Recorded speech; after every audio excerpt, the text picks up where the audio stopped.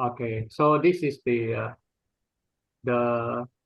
first. This is a part one. This the question 6 in 2025 YMBA Senior to Abhidhamma paper. Question 6. So he asked for write short notes on any four of the following. Four kinds of taking effects. 2, B is the feelings. C is Javana Chitta. D is function of rebirth linking. E is 6 objects. F is registration of consciousness Tadaramana. So today is the 26th of April 2026. So 6A is the 4 kinds of taking effects. So effects here refers to the Pali word vipaka. It also has the meaning of result or resultant. From the perspective of time, the effects can be in that very life, Ditta Dhamma with Vedaniya Karma. The next life, Upapaja Vedaniya Dhamma.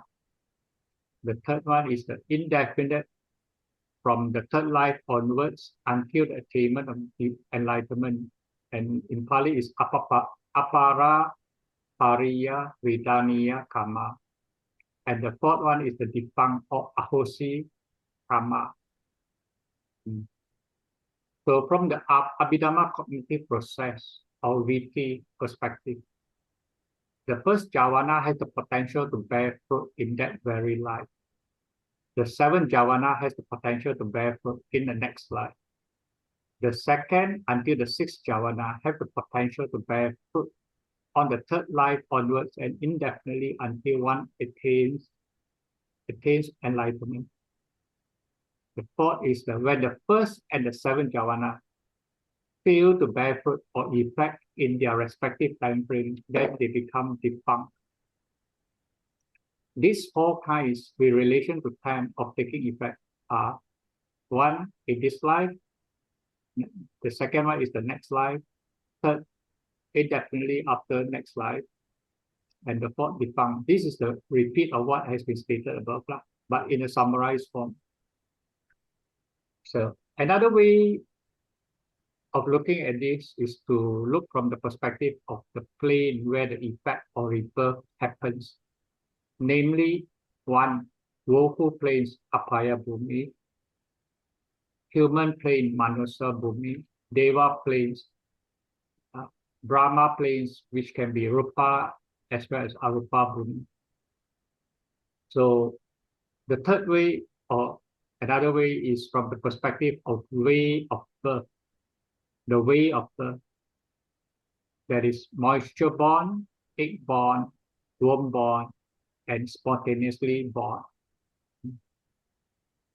And there is another way based on Mahakama Vibhanga Sutta, and that is to classify the effects based on moral quality or how the karma bears fruits. That is 1, black karma with black results.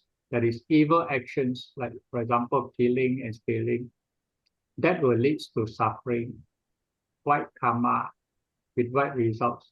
That is good actions, for example, generosity, virtue, leads to happiness.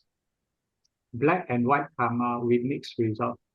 Action involving both good and bad intentions lead to mixed outcomes. There is happiness and suffering. And the fourth one is neither black nor white karma. That is actions performed by an enlightened being, that is an arahant, does not bear fruit or effect, but merely actions. So the second part is the 6P feelings, Vedana. In the Sutta, Vedana is normally classified into 3 folds, namely pleasant, Somanasa, unpleasant, Domanasa, and third one is the neither pleasant nor unpleasant, Adukkha, Masukha. Whereas in Abhidhamma, Vedana is usually classified as 5-fold by faculty, namely physical pleasant feeling, Kayika Sukha Vedana. Or second one is the mental pleasant feeling or happiness, or sometimes they call it bliss. In Pali is Pomanasa Vedana. The third one is the physical pain, dukkha. Fourth is the mental unpleasant or grief, domanassa. And the fifth is neutral or equanimity, upekkha vedana. Vedana can also be classified based on the doors that it arises from, namely feeling from eye contact, feeling from ear contact, feeling from nose contact, feeling from tongue contact, feeling from body contact, and feeling from mind contact. And each feeling here may have 3 or 5 components depending on your intention. So 5 or 6 times 3, you can have 18 combination, or 6 times 5, you have 30 combination. Vedana refers to the bare affective feeling and not the conventional emotive feeling. It is one of the 7 universal mental factors, Sabha Chitta Sadarana.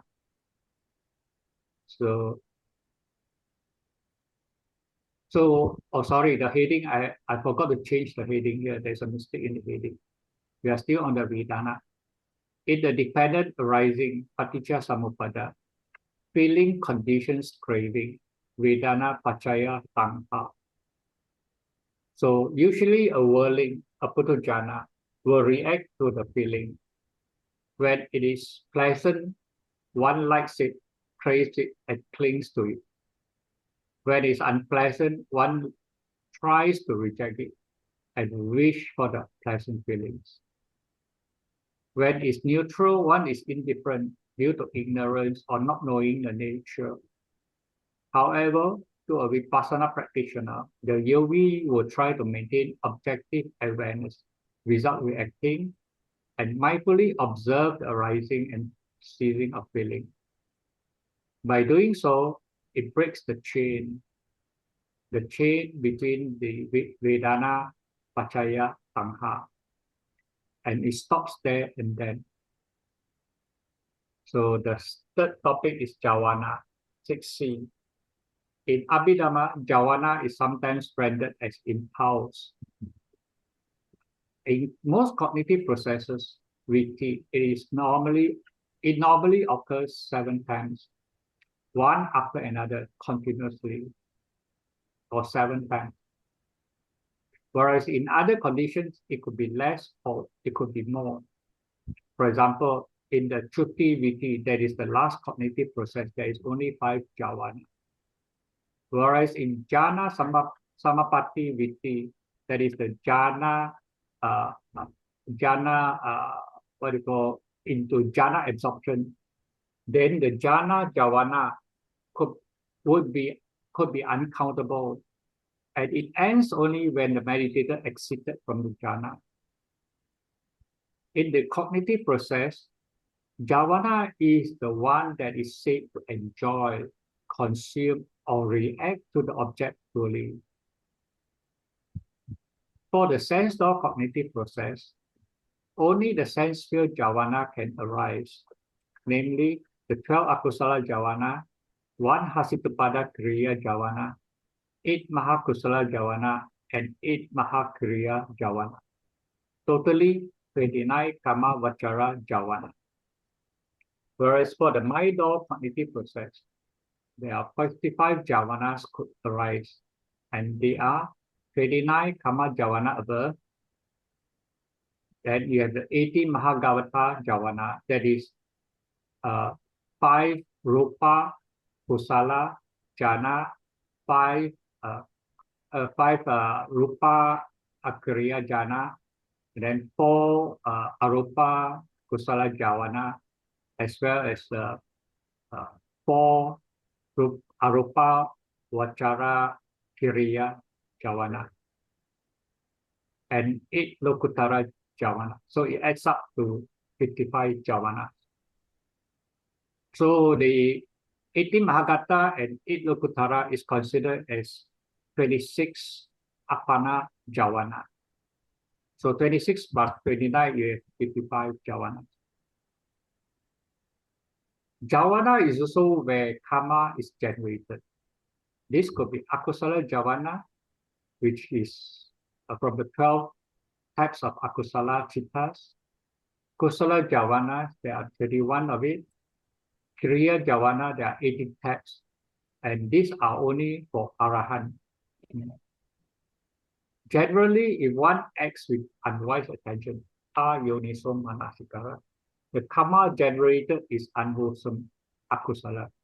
Whereas if with wise attention, it is wholesome. The first javana is the weakest among the seven. It has the potential to bear fruit in that very life. The last or the seventh javana is the second weakest and has the potential to bear fruit in the next life. The strongest is the sixth javana due to the repetition condition asivana pachaya. The second javana to the sixth javana has the potential to bear fruits on the third life onwards and indefinitely until one attains enlightenment, where these javanas or the karmic force will become defunct. The 60 functions of rebirth linking patisandhi. Rebirth linking consciousness patisandhita is the first moment of consciousness in a new life. The function of rebirth linking is to link the previous life to the new life. Due to the force of karma, and that patisandhita being its fruits or vipaka, it also determines the lifespan of that existence in gender types. Patisandhita also provides mutuality support, anya manya pachaya, to the heart base, that is the hadaya vatu, during the rebirth linking moment, that is at the patisandhi khana. Patisandhi is one of the 4 functions of chitta consciousness, along with bhavanga, chutti, as well as inviti, that is the cognitive process. From the ultimate reality perspective, it is the consciousness that links the last consciousness, that is the death consciousness, chutti chitta, of the previous life to the current life's life continuum, bhavanga chitta. It arises, that is, patisandhi arises immediately after the death consciousness of the preceding life expires. There are possibly 19 types of rebirth linking consciousness, namely 2 investigation consciousness associated with neutral feeling, that is upeka, sahagata, santirana, 8 great resultant, mahavipaka, and 9 sublime resultant, mahagata vipaka. The types of rebirth linking consciousness determines the plane of existence. For example, apaya beings are born with upeka, sahagata, akusala, santirana, vipaka chitta. Manusa, that is human beings, and the 6 deva plane beings could be born with upeka, sahagata, kusala, santirana, vipaka chitta, as well as 8 maha vipaka chitta. Rupa Brahma are born with 5 rupa vipaka chitta, while arupa Brahma are only born with 4 arupa vipaka chitta. So that is the 4 choices. So for the sake of presentation, I've added in the rest, the additional, the 5th one is the 6 objects paramana. These are more simplified, not so elaborate. So in daily life, objects refer to physical things or items, but in Abhidhamma, it is very specific. And it refers to the objects where the consciousness stays. A consciousness will not arise without an object. There are 6 types of objects based on the senses or the doors, sense doors, namely eye object, ear object, nose object, tongue object, body object, and mind object. So eye object here refers to the visible form or color. In Pali, rupa or vana. Ear objects refers to the sound, sada.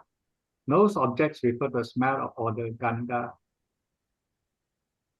Tongue object refers to the taste or flavor, rasa. Body object refers to touch or tangibility, or potaba, which comprises of patavi, tejo, and vayu.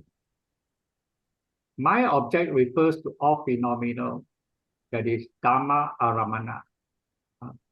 It should not be all phenomena. It should be dhamma phenomena. Mind object is as wide and encompassing as the mind could think of. So the sixth one is tadaramana, registration of consciousness. Tadaramana registers the object taken by the mind. When it arises, it always arises twice and consecutively, that is in pair. It comprises of three investigating consciousness, that is santirana, and 8 great resultant, mahavipaka, totally 11 possible consciousness. It only arises in the sense sphere cognitive process, that is kama vachara vitti. Registration consciousness appears immediately after jhana and as the last two consciousness before the mind sinks back into the life continuum, bhavanga. It only arises when object is exceptionally prominent or vivid. That is, only for very great object, that is mahanta aramana in the 5 sense door cognitive process. And clear sense object, clear object, it's not clear sense object, clear object, vibhuta aramana in the mind door cognitive process. There is the mano vitti. It does not arise in sublime and supramundane cognitive process. That is the rupa, arupa, jhana, vitti, or this magga vitti. So that's the notes. Much of the details come from the CMA as well as Brother Lau's notes. I did get some assistance from Noble. Thank you for this assignment. Very good work. Okay, now I shall read out Sister Pek Leng's work. She has to answer 2 questions. This is the first one. Explain 4 kinds of effect of the karma. Explain in detail. So, this introduction. In Buddhism, the effects of karma are traditionally explained through 4 distinct functions as below. First one being the reproductive karma, janaka karma. This is the most powerful force determining your rebirth. It creates the initial consciousness at conception, shaping your fundamental physical and mental faculties like species, sex, and basic disposition. Only one karma, typically from the moment of death, serves this role per lifetime. Number 2, supportive karma, upattambaka karma. This aids the reproductive karma. It doesn't create a new result, but supports and prolongs existing pleasant effects. For example, if you are born healthy, this is due to the reproductive karma. Supportive karma helps you enjoy ongoing good health, wealth, and happy relationship.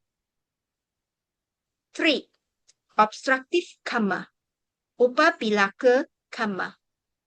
This works against reproductive karma to suppress or weaken its result.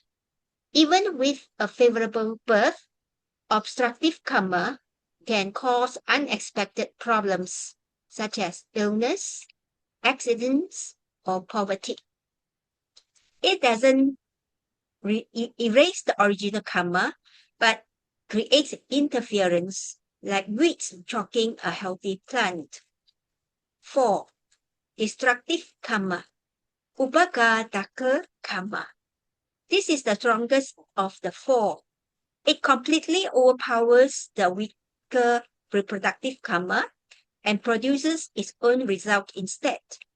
For instance, a person born in a good life, reproductive karma, might commit a heinous act, and the destructive karma of that act could abruptly end their lifespan, leading to a painful death and lower rebirth. Together, these 4 karma functions determine the dynamic, constantly changing experience of any single lifetime.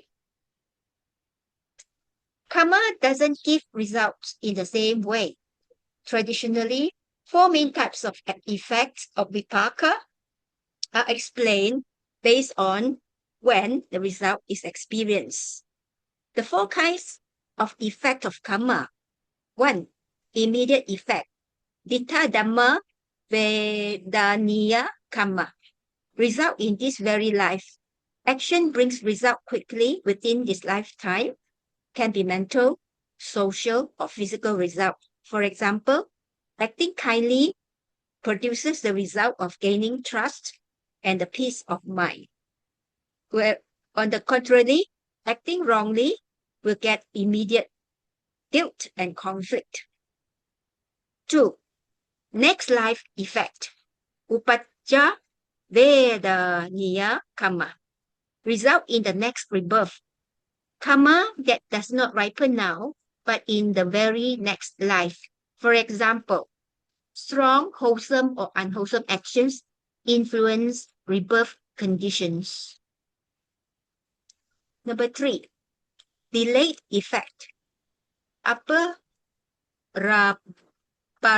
Vedaniya karma. Result in future lives beyond the next. Karma that may take a long time to ripen. It can give results to many lives later. For example, deep habits or intention that shape long-term existence. Number 4. Ineffective karma, ahosi karma. No result. Karma does not get the chance to produce results. It becomes ineffective, cancelled, or overwritten. For example, weaker karma replaced by stronger opposing karma. Not all actions give result immediately.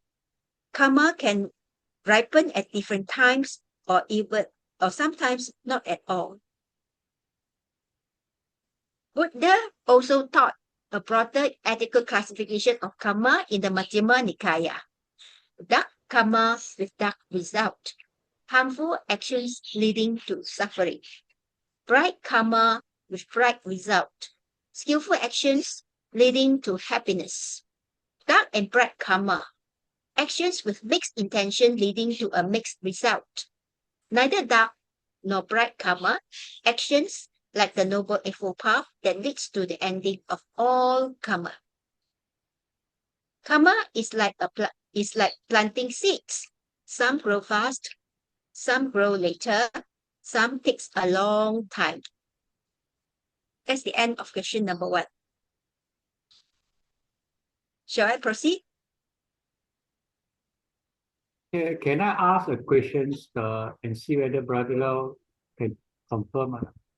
Go up a bit, the conclusion there. The conclusion. Okay. You see, neither dark nor bright karma. And here she gave actions that lead to the ending of all karma. Brother Lau, is this way of interpreting the neither dark nor bright karma correct? I thought it is the Kriya Jawana that is it's just an action. So and also I can't interpret this one also. Either dark nor bright. Better check this one. I also can't interpret this one.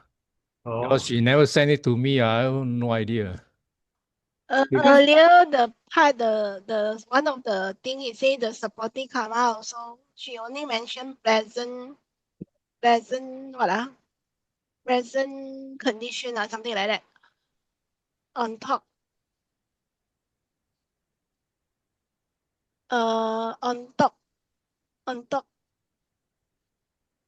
Supporting karma. This aids reproduction. It doesn't create but support and prolongs existing pleasant effect. I think this is can be pleasant and non-pleasant.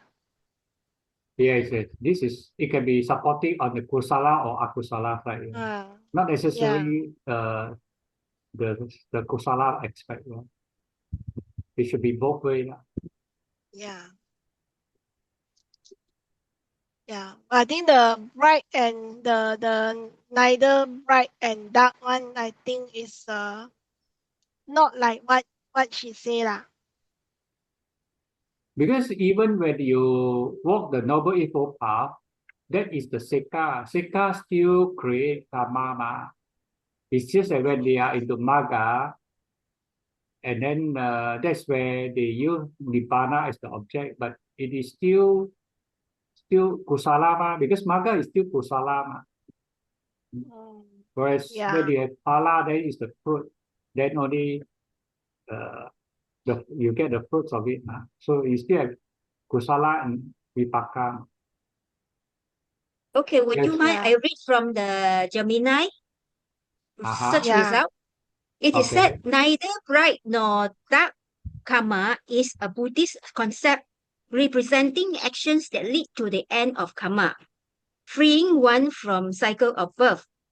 It is stated that unlike good or bright karma or the bad or dark karma, this karma involves following the Noble Eightfold Path without attachment or self intention, ultimately aiming for nirvana. I think this is where she picked the answer, but I'm not sure whether this is quoted in the sutta. Because I think when they say night, then how do you account for the Kriya Javana? See? And those are done by Arahant. See? That's where when they say the Arahant's actions are neither dark nor bright, that means it does not have the causal relation. That it's just merely an activity. It is not it does not create karma. So because it does not create karma, therefore there is no vipaka. Yeah. It agrees with the discussion posed in the Sutta Central discussion, where it reads, the part they don't perform any new deeds, and all deeds are eliminated by experiencing their result little by little. Sound as if a bhikkhu won't do bright action, but since they avoid killing living creatures, stealing, and sexual misconduct, without it be regarded as bright action, or it's neither dark nor bright, different only because there's the intention to bring about the end of karma. I am not sure whether this is what she refers to. Yeah, I did come across such phrases like this, but then I find that based on my understanding, when they say bright, it means kusala. When they say dark, it means akusala. So here is neither akusala nor kusala karma. That means there is no karma. When at what situation then there is no karma?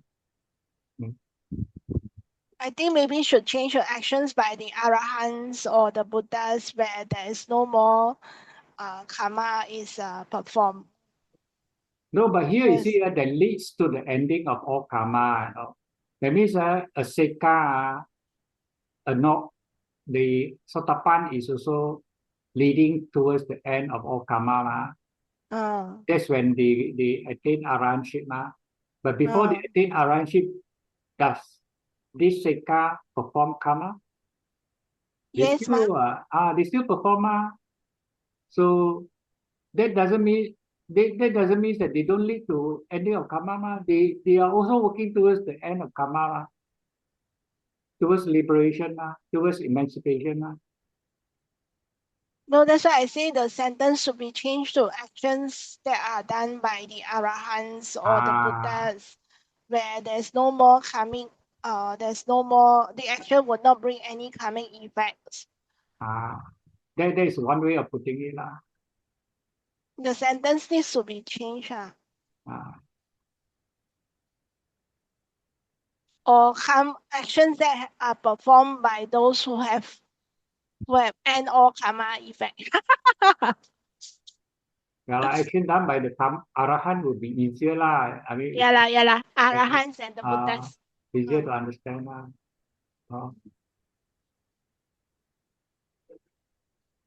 Okay lah. That's what I saw only.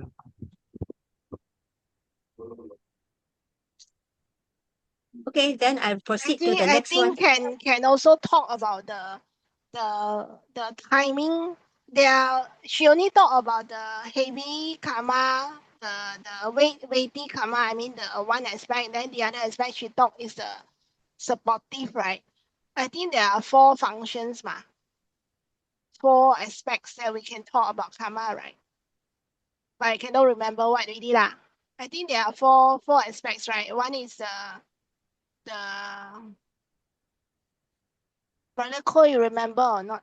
I think there are 4 aspects, right? One is You have to read the question. You see, explain 4 kinds of effects. What kind of 4 kinds of effect? So we are talking about the vipaka.